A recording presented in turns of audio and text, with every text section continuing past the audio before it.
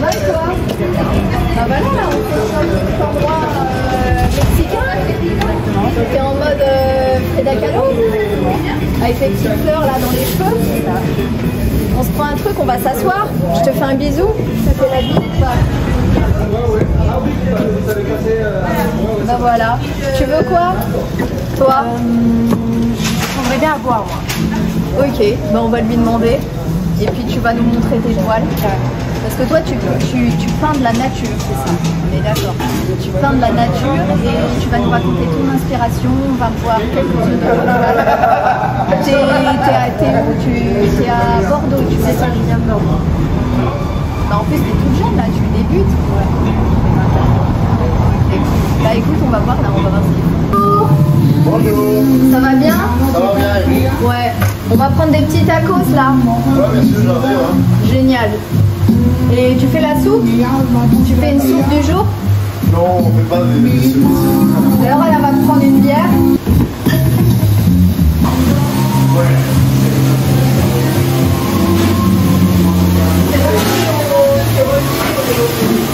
Ton resto, ça s'appelle le Nopal. Oui, c'est ça. T'en as déjà mangé ou pas? Moi j'en ai mangé. Oui, c'est super bon. Bah ouais, c'est bon hein. Ouais. C'est comme une protéine au final. T'es d'accord ou pas? Et tu le fais griller à la poêle ou un peu légèrement bouillir ou griller Oui, à la bien sûr, poêle. Moi, je on a la tortilla, Ouais. on a la base là-bas, on la fait au moment. Ouais. Après, on la passe à la plancha et quand elle est faite, la tortilla, Ouais. là on met de la garniture. Soit le poulet, le porc ou le bœuf. Et après, vous savez des accompagnements comme des frijoles, c'est la purée d'haricots, le guacamole, qui est super bon aussi. Bon, moi je vais te faire un truc simple. Je vais te prendre déjà pour commencer le guacamole. Voilà, et voilà. Et avec une petite boisson rose là. Bien sûr. Ça accompagné avec quoi le guacamole? Avec des chips. Ok, bon, on commence par ça, on fait l'apéro. Ok, bah cool. Donc il me disait, ça fait 7 ans que vous êtes là. 7, oui. Parce que tu sais quoi, il y a plein de gens qui passent là dans la rue pour le magasin de guitare à côté. Ouais. C'est vrai ou pas? Ouais. Et vous êtes un peu comme, c'est un peu comme une famille. Une famille, ouais, c'est comme une famille de quartier. En fait, c'est oui, le quartier, c'est comme ça. On met les gens qui ont des restaurants, des bars ici, qui viennent. Parce que c'est l'ambiance mexicaine, latino. Voilà. Voilà, exactement. Allez, Voilà. merci beaucoup, fais voir. Parfait. Voilà. T'en veux ou pas? Et voilà. T'en veux? Bien sûr. Ben voilà. Vas-y, je te laisse. Voilà, top.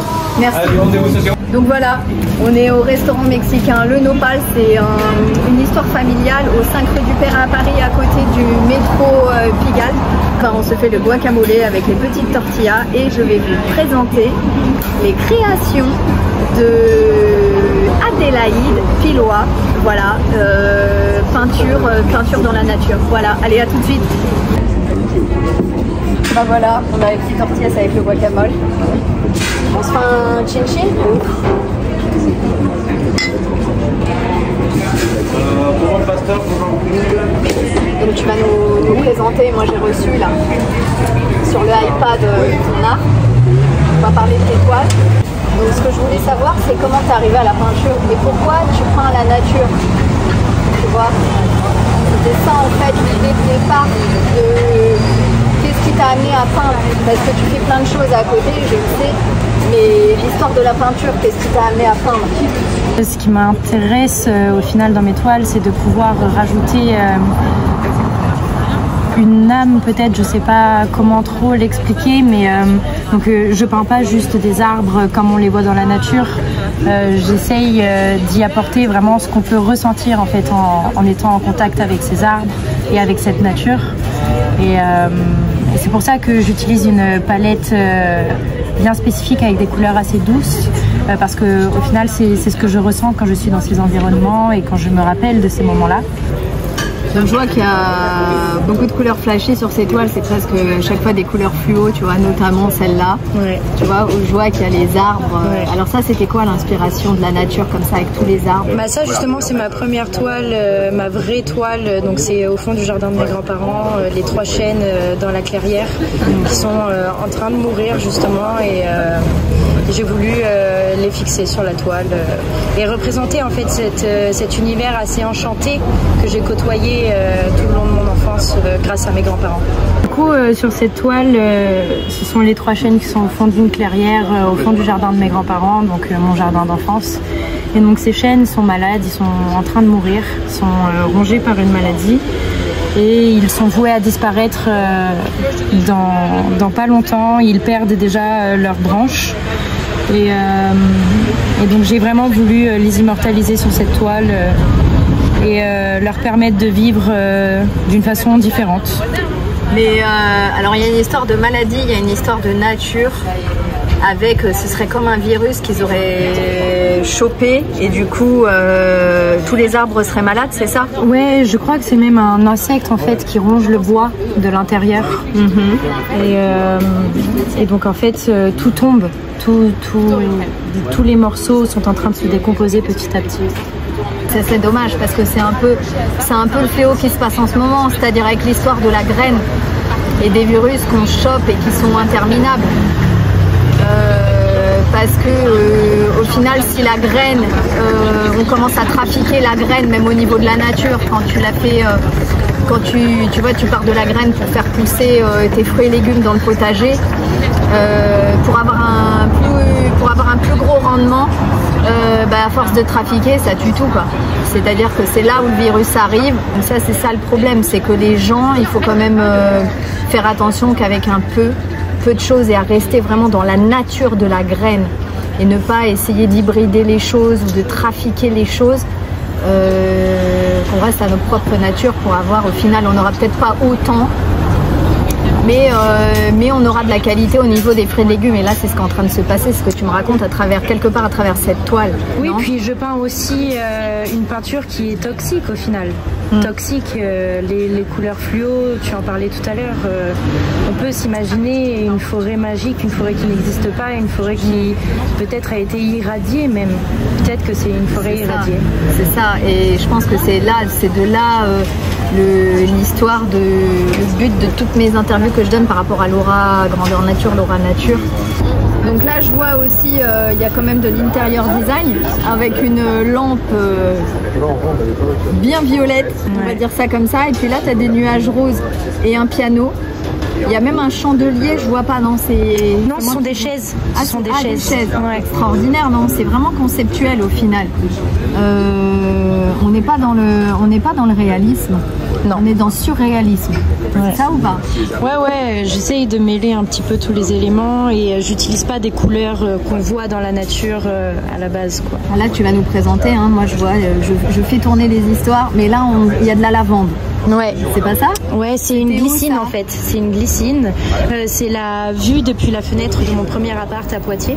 Du coup, encore une fois, sur ce décor, j'ai rajouté ma vision des choses et surtout les émotions que je ressens en regardant ce paysage. Donc, on y retrouve les voûtes qu'il y avait sur la toile d'avant parce que c'est vraiment une forme qui moi me fascine et puis toujours cette nature très opulente au final très présente qui prend toute la place. Donc moi c'est vraiment que ça m'a fait penser en fait toutes ces couleurs vives qui sont notamment dans ma cuisine, dans mon culinaire. Quand tu m'as présenté tes toiles, ça me faisait penser à l'exotisme et surtout au côté de, tu vois, à l'empreinte de Frida Kahlo.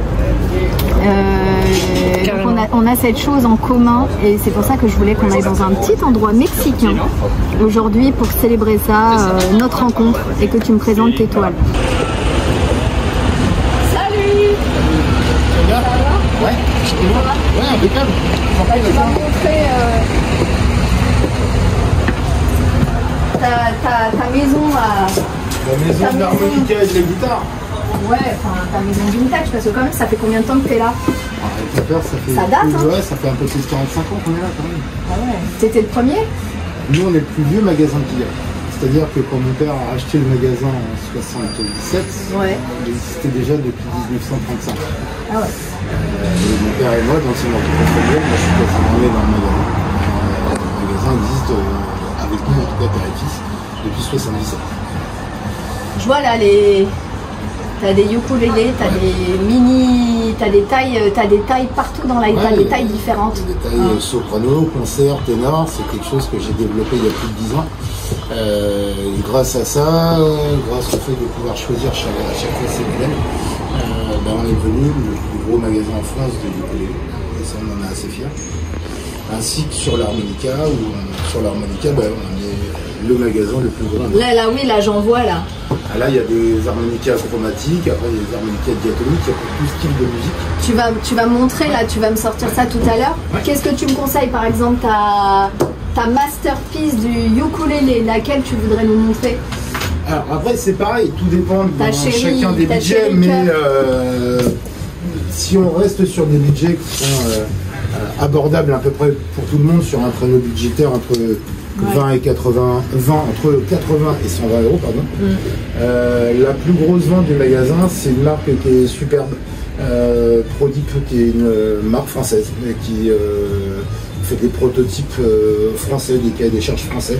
Donc ce ukulélé, là, on est sur une table en acajou, les clisses et fond en acajou, on est sur un tout acajou qui donne une belle rondeur et une belle chaleur de son. Ça, c'est le produit phare du magasin. On est très fiers d'aider des marques françaises qui font du vrai beau travail. Donc ça, on en est fiers, et ça, c'est la plus grosse des ventes sur le budget 80-120, comme je disais tout à l'heure. Voilà, après, sinon, on est sur un magasin où je me permets d'ouvrir la gamme qui va aller de 45 euros à 700 euros. Là, on a la grosse gamme. Après, on a toute la grosse série des harmonicas, si tu veux que je t'en parle. Ouais. Notamment le design, là. Mais moi, ce que je voulais surtout que tu me parles, là, c'est le mur, là, avec les trompettes, les saxos et tout. Tu veux pas me montrer ce point-là? Si, parce que c'est magnifique quand même. Parler, tu vois, t'es le seul magasin où il y a des dessins sur les murs. Eh ben ça, écoute, tout ça, c'est grâce à mon père, en gros, parce que c'est un client à lui qui, il y a près de 25 ans maintenant, en fait, il s'est proposé de faire une fresque pour le magasin. C'était un musicien, et en plus de ça, un dessinateur hors norme. C'est un mec qui maintenant aujourd'hui est tatoueur en Guadeloupe. Un musicien qui était chez nous, un client fidèle, et qui nous avait proposé de faire une fresque. Et voilà, donc là il s'est donné corps et âme pour nous faire un beau truc. Ça fait plus de 25 ans que c'est là, et Dieu sait que sur la quantité de touristes qu'on a, nombre de personnes qui viennent pour se prendre en photo, ça fait super plaisir, parce que les touristes, même entre eux, postent des photos, nous envoient les photos, et ça fait toujours super plaisir de reconnaître notre magasin à travers ça. Moi, en fait, ce que je vois là dans ce dessin extraordinaire, c'est le côté jazzy des débuts. Ouais. Hein, c'était les grandes années de Major Pigalle, dans les années 90-2000, où le cuivre, c'était la tannée du magasin, c'était ça qui faisait vivre le magasin. Et il y avait beaucoup moins de ukulélé, il y avait beaucoup plus d'instruments avant, il y avait beaucoup plus de saxophones. Tout le cuivre faisait vivre Major Pigalle, et celui qui a peint tout ça était un joueur de saxophone. C'est pour ça qu'il a fait C'était le début de la funk. C'était les prémices de la funk. De la funk, du jazz, de la soul. Là, c'est la racine. En fait, on va dire c'est un peu comme la racine de la funk, parce qu'après il y a eu la funk, mais on a commencé avec le jazz, le blues, et bien après le funk. Enfin, c'est vraiment inspiré de ça, tu vois. Mais la première vague afro, on va dire, même si elle vient de Guadeloupe, mais afro-américaine, on va dire ça comme ça, c'était en fait le blues, le jazz. Après t'auras toujours le tambourin, après on avait la funk, le disco, et après la funk. Ouais, c'est ça. C'est ça ou pas? C'est ça, c'est exactement ça. C'est ça. Et moi je kiffe. Hein. C'était les grandes époques où ça jouait partout dans le magasin. Ouais. Moi, pour moi, c'est un peu, je suis à la maison avec ça. Tu vois. Pourtant, tu vois, c'est pas une histoire de couleur de peau, on est d'accord. C'est une histoire de cœur. Tu sais, nous, ce qu'on dit en général dans le magasin, c'est que de toute façon, c'est un peu comme sur un terrain de foot ici, hein, que tu peux avoir un préfet du sud de la France, un ministre, un mec qui joue dans le métro. Tout le monde fait de la musique dans le magasin. Donc exactement. En fait, c'était, quand tu regardes sur l'image, c'était les premiers baggy pants, tu vois. Et en fait, c'était ça. C'est ça. Il n'y avait pas de différence entre les gens. Ouais, exact. Alors là, du coup, sur cette magnifique illustration extraordinaire, t'as ton choix de guitare. Ouais. On est d'accord. Donc là, moi j'aime bien rester sur le côté acoustique. En pur, enfin, je te laisse dire. Là, il y a vraiment une guitare qui me fait plaisir de te parler. Alors, ce qui est assez marrant, c'est qu'on reste sur la marque Prodype, qui est une marque française, mais je les connais tellement bien parce que celui qui a travaillé sur tous les prototypes de Prodype a été le témoin de mon mariage en fait. Donc il y a une histoire qui est encore familiale, mais même au-dessus du commerce. C'est ça, on est là pour ça. Ouais. Il s'appelle Alban Levanier. En plus de ça, sur ce modèle-là, ils ont travaillé avec un luthier français qui s'appelle Fred Copeau, qui a été primé au salon de la guitare à Montrouge en décembre dernier. Donc là, c'est une table en cèdre massif avec éclisse et fond en acajou. C'est une super guitare française. J'aime beaucoup le côté français, j'aime beaucoup le côté artisanal. Je trouve qu'en plus de ça, et du coup, les gens ils savent pas forcément, tu vois, quand ils achètent une guitare, ils s'y connaissent pas. Des fois, tu sais, vraiment, on leur raconte tout et rien. Mais comment tu peux distinguer, genre, une guitare? Tu te dis, ça, c'est une bonne guitare d'une mauvaise. Nous, avec mon père, on a une technique qui est assez simple, c'est-à-dire qu'on prend toujours une seule guitare en premier. En général, c'est souvent mon père qui la teste parce qu'il a 60 ans de métier de guitare dans les pattes. Donc en même temps, il est où? Il est caché, il est caché. Il est caché. Viens voir, viens, juste aller avec nous là. Allez. Donc en fait, l'intérêt c'est que je fais essayer souvent les guitares à mon père, on prend souvent une quantité. Et l'intérêt après, c'est que nous on valide le produit qu'on va aimer vendre. Ouais. Et puis une fois qu'on l'a aimé, on a beaucoup plus de facilité à le vendre et à le proposer. Il a une gueule d'amour. Les gens disent souvent Roland il change pas. Allez, va pas te cacher, viens. C'est l'ambiance. C'est ça. C'est l'ambiance. C'est l'accent toulousain qui met l'ambiance. Et voilà. Bon, tu dois y aller, on va pas t'embêter. Voilà. Allez. Je fais la bise à mon fils. Ah vas-y, on laisse. D'accord. Allez. Écoute, merci pour nous avoir présenté un peu la boutique. C'était vraiment improvisé en 3 secondes. C'est sympa, Thérèse. Merci. Écoute, viennent du Mexique. Ouais. Après, c'est des potes à Londres sur Kings Road qui font ça, qui vont au Mexique. Tu vois, le design, des broderies et tout. Merci. Allez, avant que je parte, tu me fais un petit là. Voilà. Bon, allez. Merci à vous. Allez. À bientôt. Allez, salut. Salut. Bye. Bye. Ciao.